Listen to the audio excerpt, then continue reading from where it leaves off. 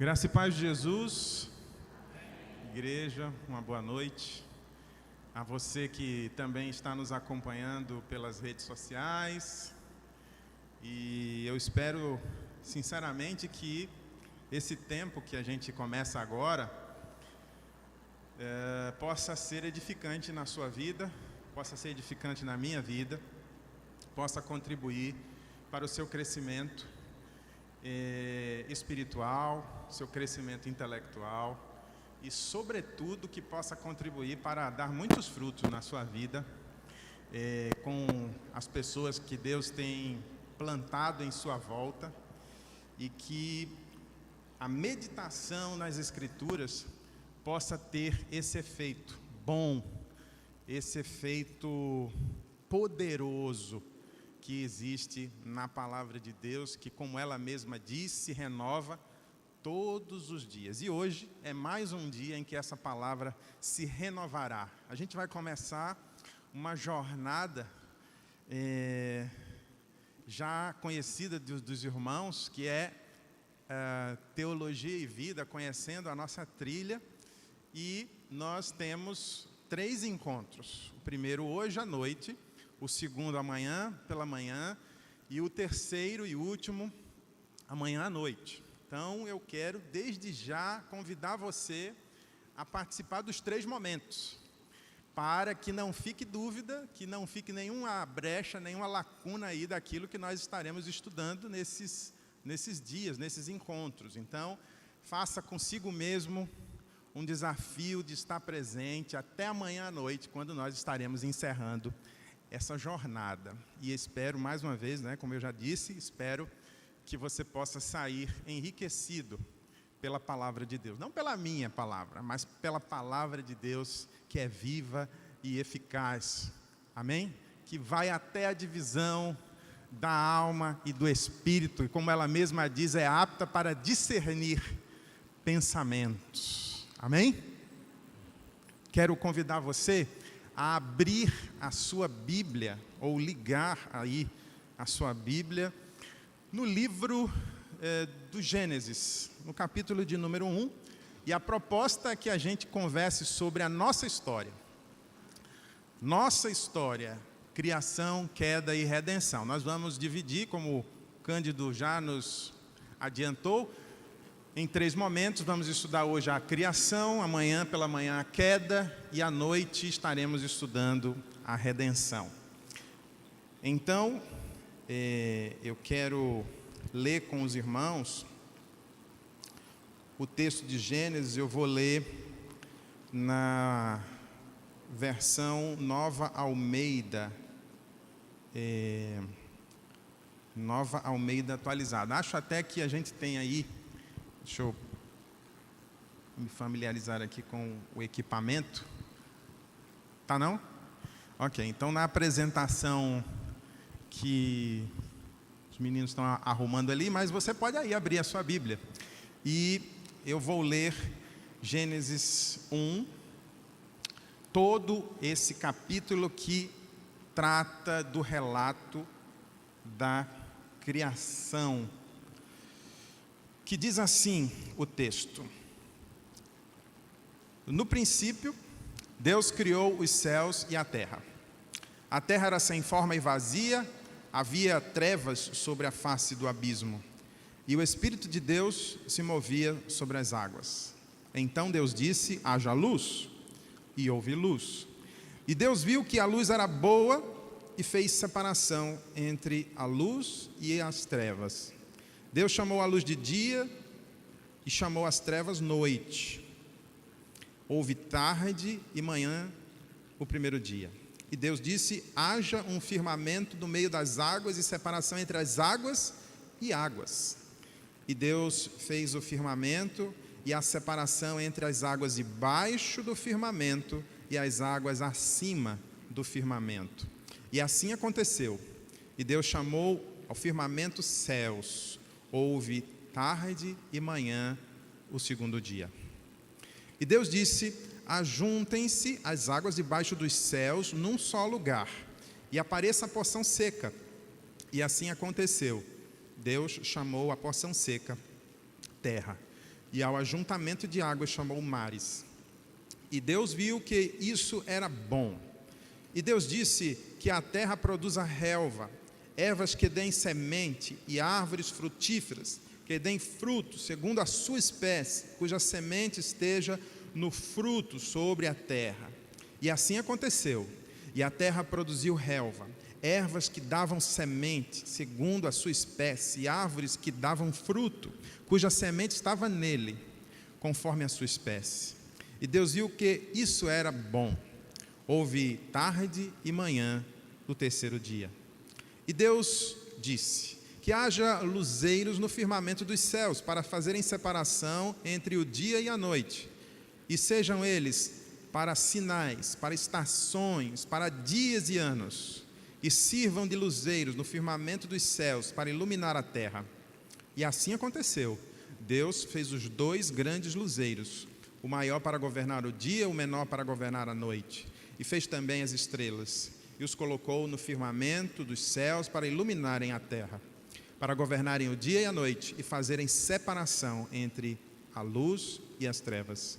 E Deus viu que isso era bom. Houve tarde e manhã, o 4º dia. E Deus disse que as águas sejam povoadas de enxames de seres vivos, e as aves voem sobre a terra, sob o firmamento dos céus. Assim, Deus criou as grandes criaturas marinhas e todos os seres vivos que se movem, os quais povoam as águas, segundo as suas espécies, e todas as aves segundo as suas espécies. E Deus viu que isso era bom. E Deus os abençoou, dizendo: sejam fecundos, multipliquem-se e encham as águas dos mares, e na terra se multipliquem as aves. Houve tarde e manhã, o 5º dia. E Deus disse que a terra produza seres vivos conforme a sua espécie, animais domésticos, animais que rastejam e animais selvagens segundo a sua espécie. E assim aconteceu, e Deus fez os animais selvagens segundo a sua espécie, e os animais domésticos conforme a sua espécie, e todos os animais que rastejam sobre a terra segundo a sua espécie. E Deus viu que isso era bom. E Deus disse: façamos o ser humano à nossa imagem, conforme a nossa semelhança. Tenha ele domínio sobre os peixes do mar, sobre as aves do céu, sobre os animais domésticos, sobre toda a terra e sobre todos os animais que rastejam pela terra. Assim, Deus criou o ser humano à sua imagem. A imagem de Deus o criou. Homem e mulher os criou. E Deus os abençoou e lhes disse: sejam fecundos, multipliquem-se, encham a terra e sujeitem-na. Tenham domínio sobre os peixes do mar, sobre as aves do céu e sobre todo o animal que rasteja pela terra. E Deus disse ainda: eis que lhes tenho dado todas as ervas que dão semente e se acham na superfície de toda a terra, e todas as árvores em que há fruto que dê semente. Isso servirá de alimento para vocês.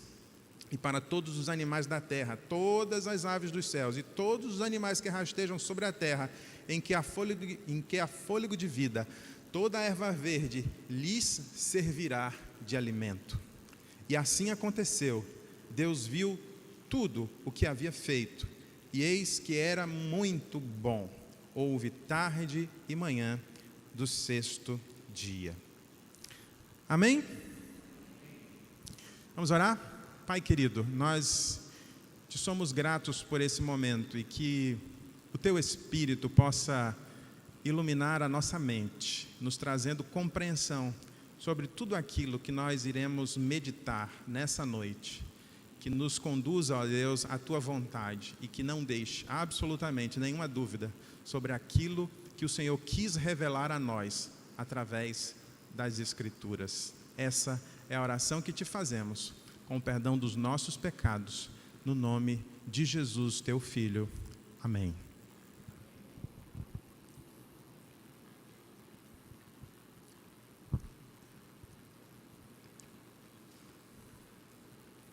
Ok. Então vamos lá, né? Certo. Então, já passou o texto, né? Então estamos aqui no primeiro slide, funcionando. Amém. Vamos começar discutindo essa afirmação. A curiosidade humana sobre a sua história. Como a gente é curioso. Você já percebeu isso? Como nós, seres humanos, somos curiosos e somos, por natureza, investigadores. A gente está sempre querendo respostas para aquilo que nós não compreendemos, para aquilo que não se encaixa no nosso intelecto, né? Para aquilo que não funciona na nossa capacidade de compreensão. Enquanto que aquilo que a gente compreende vai no modo automático, a gente nem presta muita atenção, né? Por exemplo, vocês estão aqui prestando atenção no funcionamento das lâmpadas do templo, no funcionamento do ar-condicionado. Ninguém está interessado aqui em saber por que as lâmpadas estão funcionando ou por que o ar-condicionado está funcionando, certo? Porém, se de repente tudo se apagar, todo mundo vai querer saber o motivo, a razão pela qual as luzes se apagaram, os equipamentos pararam de funcionar. E logo as pessoas poderão começar a fazer aí 1001 conjecturas, tentar explicar de diversas maneiras. E é claro que haverá necessidade de se investigar a razão da falta, né, de energia, ou do apagamento, assim por dizer, das lâmpadas. E é claro que nós, para chegarmos à verdade do que aconteceu, para que a gente possa, de fato, ter a certeza do que aconteceu, a gente vai precisar mergulhar profundamente numa investigação. Porque, senão, corre-se o risco de, apressadamente, nós julgarmos mal e cometermos erros de escolha, escolhermos errado, ou tomarmos atitudes, ou fazermos escolhas precipitadas. Imagine que alguém, de repente, ao apagar das luzes, alguém já sacasse o telefone celular e digitasse o número da companhia de energia elétrica. Já vou ligar aqui para a companhia de energia para reclamar a falta de energia. Mas você nem sabe se essa falta de energia ela foi ocasionada pela companhia de energia elétrica, não é? E de repente você nem imagina que foi um irmãozinho que trouxe um carregador de celular que estava danificado, e ele botou na tomada, e quando ele botou na tomada, caiu, foi tudo, né? Toda a energia da igreja, do prédio, se foi. Mas, às vezes, a gente, de forma precipitada, a gente quer tomar decisões sem fazer o exame correto do que aconteceu. E, às vezes, o conhecimento ele existe em camadas, né, que vai exigir da gente cada vez mais profundidade. Porque, às vezes, na superfície, existem informações que nos confundem. Às vezes, nós nos desapercebemos e podemos tomar aqui como uma informação verdadeira aquilo que não é verdadeiro. E a gente precisa mergulhar nas camadas de conhecimento. Por que você está dizendo isso, Adriel? Porque nós estamos aqui diante de um relato sobre um passado muito distante da nossa existência. Sobre algo que aconteceu e nenhum de nós aqui estávamos para testemunhar, sim ou não? Nós não estávamos lá para testemunhar, ninguém gravou um vídeo, ninguém fez uma live do momento em que essas coisas que nós acabamos de ler aqui aconteceram. Não existe testemunha viva daquilo que aconteceu. Até quando esse texto ele foi compilado, ele foi registrado, já se havia passado milhares de anos. Porque esse conhecimento que em um dado momento da história ele foi registrado, esse conhecimento ele era transmitido oralmente. A história diz que nós só inventamos a escrita ela só foi inventada por volta de 2000 anos antes de Cristo. E a gente sabe, não é? E é claro que haverão aqui alguns dissensos sobre quantos anos existe, quantos anos tem o homem na Terra e quantos anos as coisas existem na Terra, não é? Mas não é o objetivo aqui discutirmos essa idade. Mas o fato é que, quando nós inventamos, quando eu digo a humanidade, inventou a escrita, muito já se havia acontecido, muitas coisas já haviam acontecido na história da própria humanidade na face da Terra. Então é preciso a gente ter muito cuidado e ser um investigador atento, para não cair nos erros da superficialidade. Quando estava preparando esse estudo, eu me lembrei de um episódio que eu vivi com a minha esposa há alguns anos atrás. Nossos filhos eram pequenos ainda e um casal de amigos nos convidou para passar um final de semana na casa de praia deles. Eles não estavam na casa e nós fomos passar esse final de semana lá na casa de praia. E logo quando nós chegamos, pouco tempo, faltou a água mineral.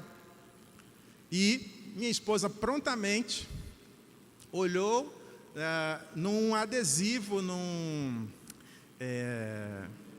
imã de geladeira que tinha lá com um calendário e tinha um número de telefone para água, Disque Água, né?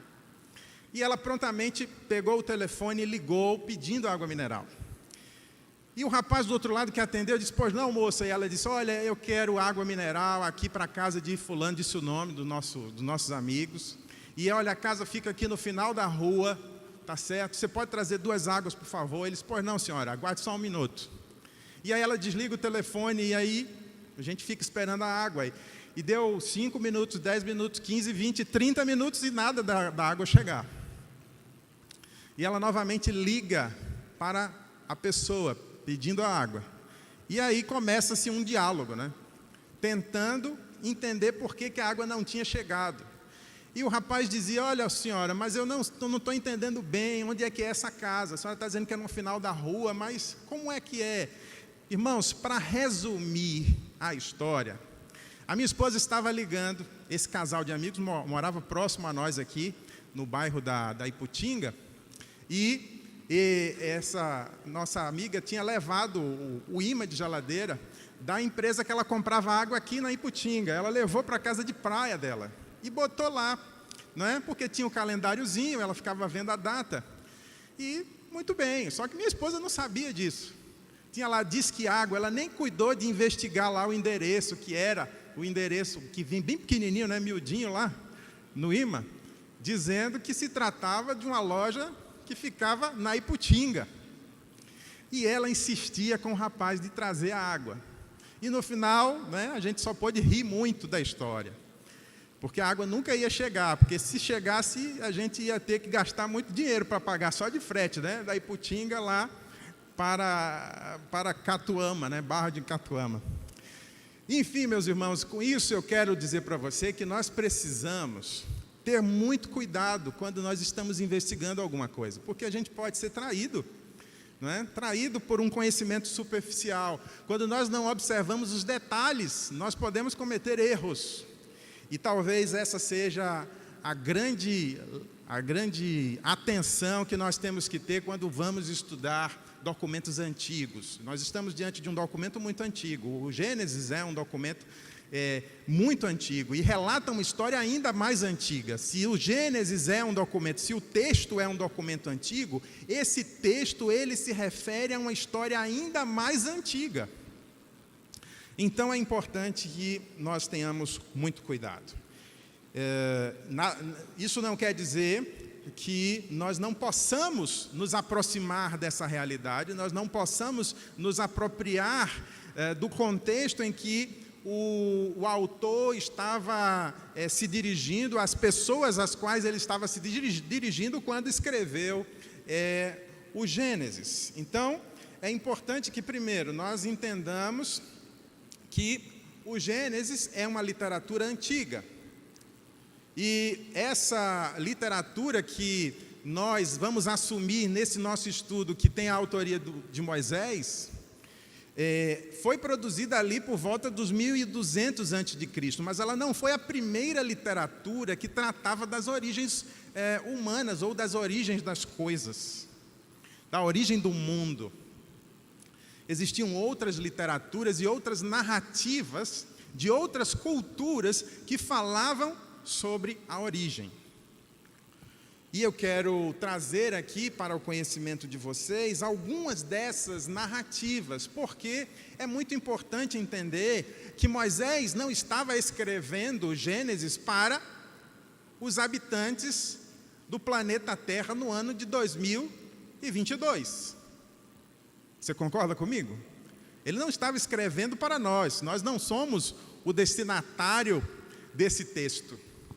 Mas certamente Moisés estava escrevendo para um povo, para uma cultura da sua época, do seu tempo, e que tinham compreensões em alguns pontos semelhantes e em outros completamente diferentes acerca da origem ou do início das coisas.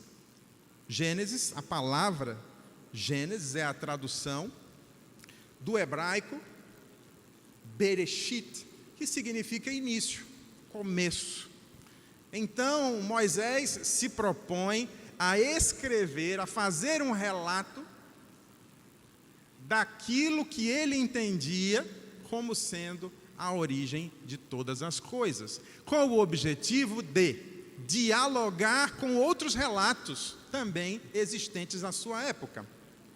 E quais eram esses relatos? Bem, nós estaremos estudando ali num ambiente chamado Antigo Oriente Próximo, uma região geográfica, e aí eu quero mostrar para você que região é essa, onde nós vamos encontrar outros relatos também sobre as origens.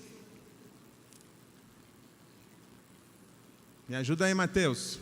Vamos lá, estou apertando aqui, viu? Botãozinho.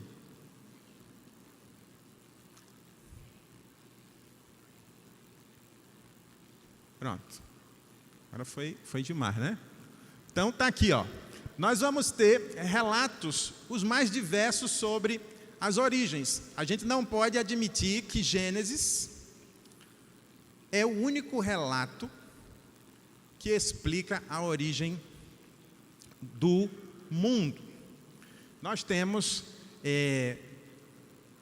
textos ainda mais antigos, datados de 2000 anos antes de Cristo, que é exatamente textos que foram produzidos quando a primeira língua escrita surgiu, ali na Suméria.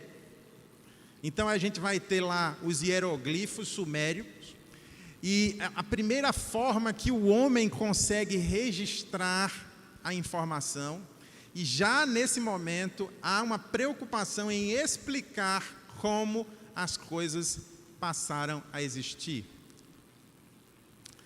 Então a gente vai encontrar literaturas chamadas de épicos ou de epopeias, que são narrativas, em grande parte analógicas, para explicar a origem das coisas. E aí a gente vai ter relatos egípcios, sumérios, acádios, babilônios, e vamos ter, sim, a posterior, o relato hebreu.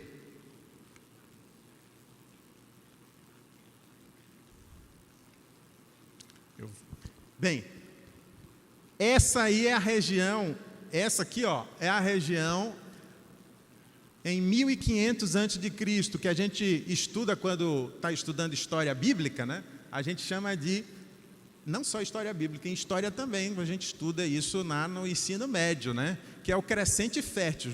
Você lembra do crescente fértil?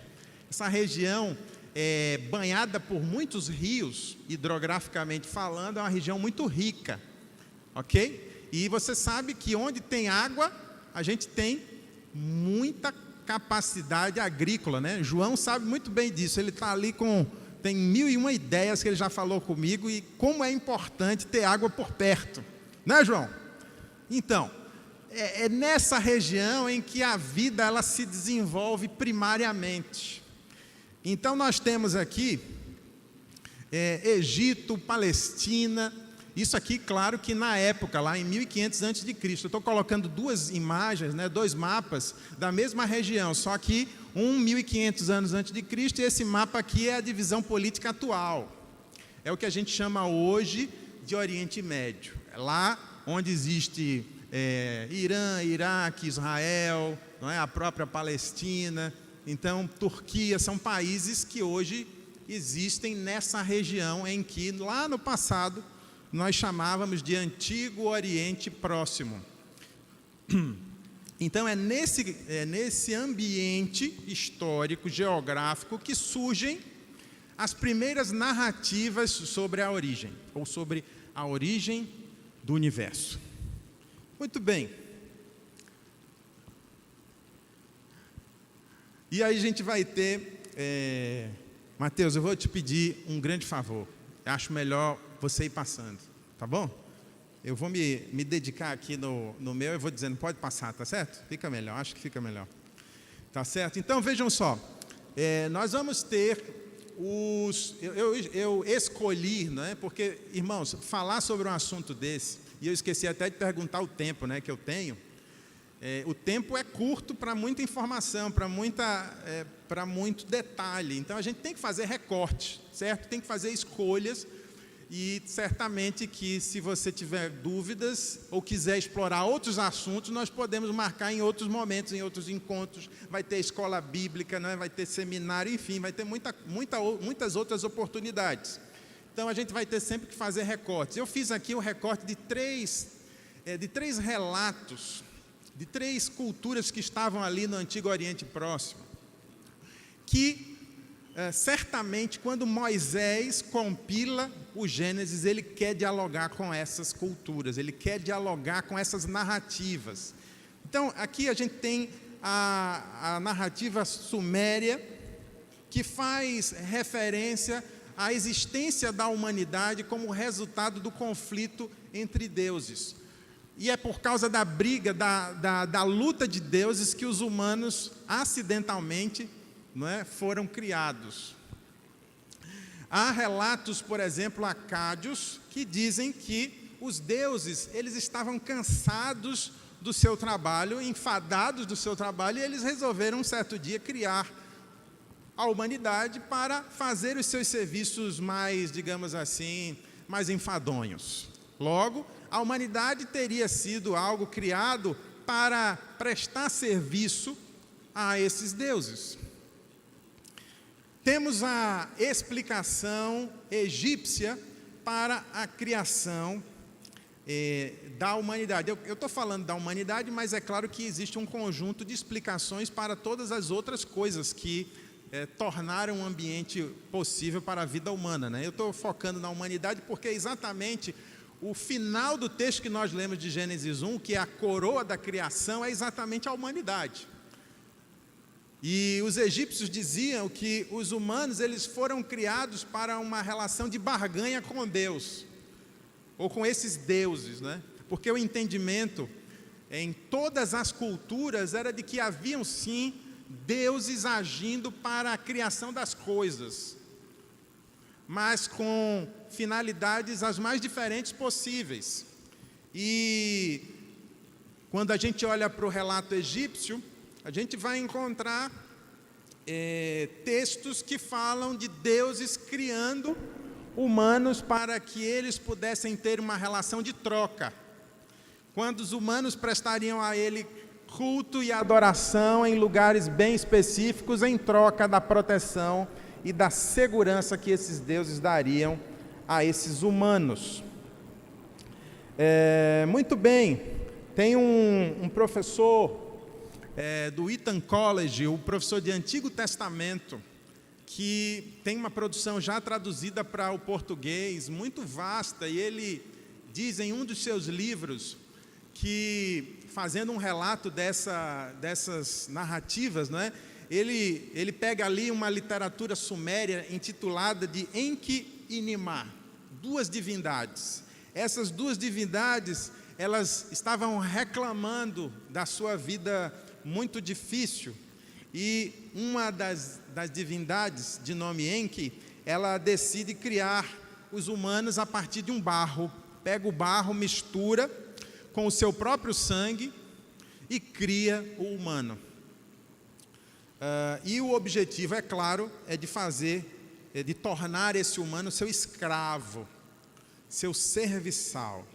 Existem outras literaturas, como a literatura de Atrahasis, que é uma literatura épica, conto acádio, que fala que os deuses haviam entrado em briga e o grupo que se rebelou decidiu criar um exército, e esse exército eram exatamente os humanos. Então, os humanos eles são criados a partir desse conflito de deuses. Mas, meus irmãos, diante desses inúmeros relatos, que Moisés, quando resolve compilar e escrever ou reunir informações para ensinar o povo, e é importante que se diga que Moisés foi aquele que introduziu dentro da cultura hebraica esse conhecimento acerca de como as coisas vieram a existir. Moisés precisou dialogar com todas essas narrativas. Às vezes a gente quer se fechar na igreja, não é? Às vezes a gente tem medo de dialogar com outras ideias que às vezes são concorrentes da proposta cristã, daquilo que nós cremos, mas é fundamental que nós, enquanto igreja, estejamos preparados, como diz o apóstolo Pedro, para responder a todo aquele que nos perguntar a razão da esperança que há em nós. E se nós não estivermos preparados para fazer esse diálogo, nós vamos perder a batalha, viu? Nós vamos perder a guerra ideológica. Moisés, ele introduziu assim o Gênesis. Ele precisou fazer uma afirmação sobre o que de fato se tratava a criação. Então nós vamos agora estudar o que Gênesis quer comunicar. Então coloca aí, Mateus, o que Gênesis quer comunicar? Bem, então a gente vai precisar entender que Gênesis é, antes de tudo, uma resposta para essas narrativas. Ok? Gênesis não é um livro de ciência. Gênesis não está interessado em responder às perguntas modernas que nós, físicos, químicos, temos sobre a origem das coisas. Gênesis não é um livro que vai tratar de métodos de datação arqueológica. Não. Gênesis é um livro que vai